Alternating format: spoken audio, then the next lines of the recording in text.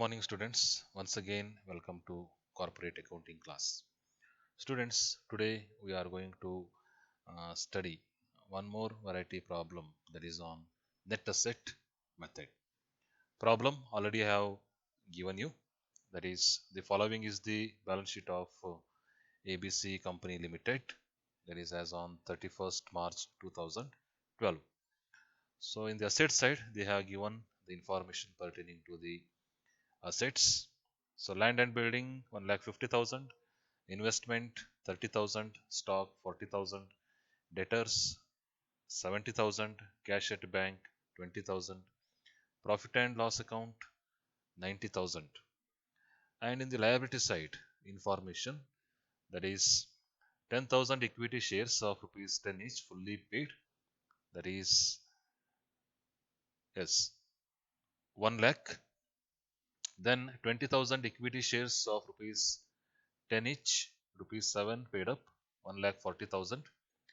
Then 500 10% preference shares of rupees 100 each, fully paid, 50,000. Next, secured loan 80,000, sundry creditors 30,000. Then there is a information pertaining to the adjustment. The current value of land and building is 2,50,000 and that of investment rupees 20,000. Then stock is valued at rupees 50,000. Next, debtors are expected to realize only 50% of their book value. The dividend on preference share is in arrears for last 4 years. Calculate the intrinsic value per share by using net assets method. So now we'll come to the information. First, the required thing is that the net assets available to equity shareholders. Okay. So first we will calculate that the net asset available to equity shareholders, for which you prepare the chart, that is calculation of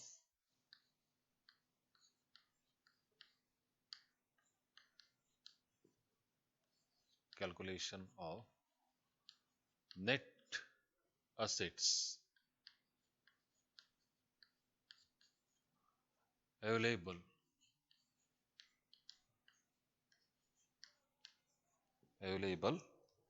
to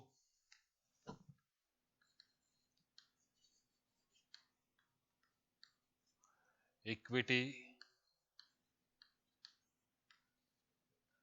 shareholders.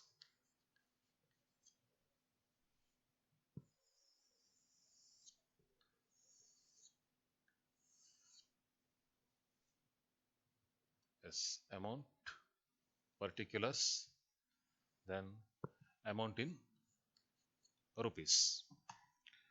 Yes. First information is land and building. So land and building.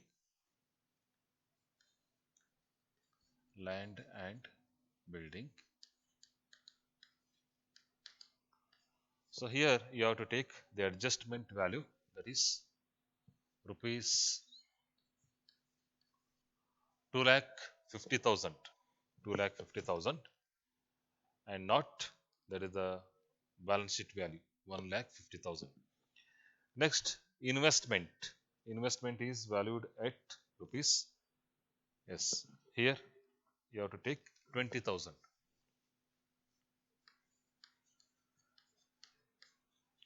Investments,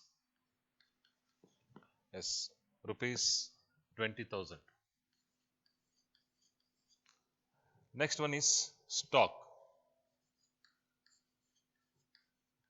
Stock. Stock, here you have to take the value given in the adjustment 50,000. Stock 50,000. Next one is debtors. Debtors. Yes, debtors, for which one information is here. Debtors are expected to realize only 50% of their book value. So book value is 70,000 and it's 50%. It's 50%. So 35,000. 35,000. Next information is cash at bank. Cash at bank. Cash at bank 20,000. So total amount here it becomes, it is 3,75,000. 3,75,000. From this you have to deduct the external liabilities minus external liabilities, which includes here, first one is secured loan. Secured loan 80,000. Next, sundry creditors.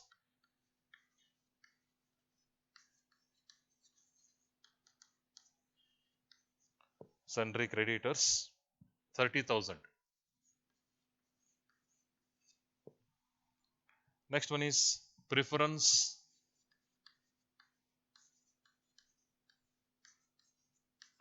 shares. Preference shares 50,000. Next one is, that is arrears in preference shares. As preference shares, that is 500 preference shares into 100 each fully paid 50,000. Then arrears pertaining to preference shares. So here, so total preference share capital 50,000 into, that is, it is here at 10%. So 50,000 into 10%. So 5,000 into, for 4 years it is in arrears. So 5,000 into 4, 20,000. Yes. Total up. So this one you total up. Yes, 80,000, 30,000, 50,000 and 20,000. So 1,80,000. 1,80,000. Yes, 1,95,000 as the net asset available to equity shareholders. Plus you have to take here, there is a notional call on partly paid equity shares. So that is there here on 20,000 equity shares. So where rupees 7 per share is paid.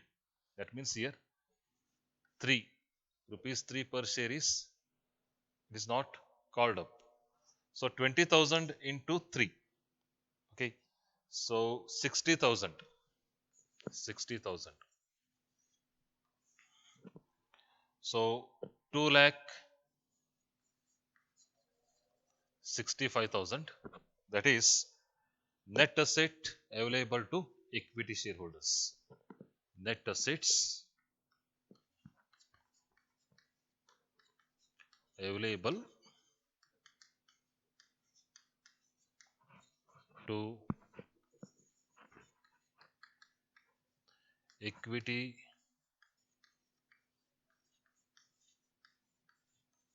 shareholders, 2,65,000. Now, calculation of value of equity share under net asset method. So here value of equity share is equal to net assets available to equity shareholders divided by number of equity shares.